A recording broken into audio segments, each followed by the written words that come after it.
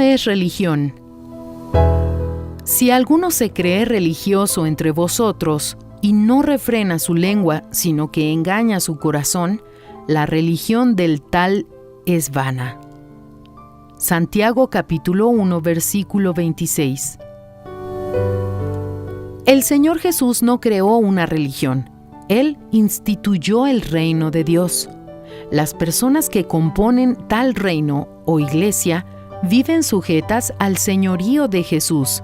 Viven el patrón de la justicia del reino de Dios como un cuerpo. Él es el cabeza y sus discípulos los miembros.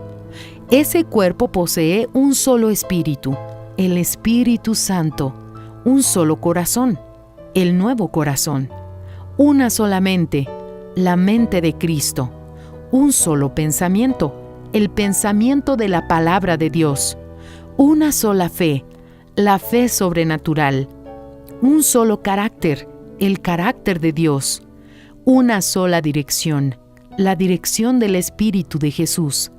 Nadie que está fuera de este cuerpo pertenece al Señor Jesús. No sirve de nada confesarlo como Señor y no obedecerlo, invocarlo y no oírlo, frecuentar una institución llamada iglesia y no comportarse como dice la Biblia. Para formar parte de él o de su cuerpo, hay que nacer del agua y del Espíritu Santo. Cualquier cuerpo extraño en ese cuerpo, tarde o temprano será vomitado, a ejemplo de la comida ingerida en mal estado. Roces, chismes, malos ojos, prejuicios, críticas por parte de alguien que se dice cristiano, en realidad son algunas de las señales de la carnalidad que existe en los religiosos. No en el reino de Dios o en su iglesia. Ser cristiano es estar poseído y dirigido por el Espíritu de Cristo. Lea, medite y saque sus propias conclusiones.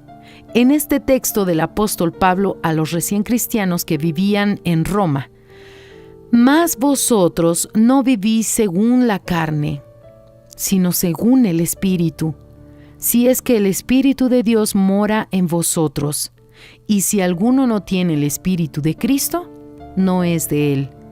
Romanos capítulo 8, versículo 9. Sea realmente miembro de este cuerpo. Fragmento del libro El pan nuestro para 365 días del obispo Edir Macedo.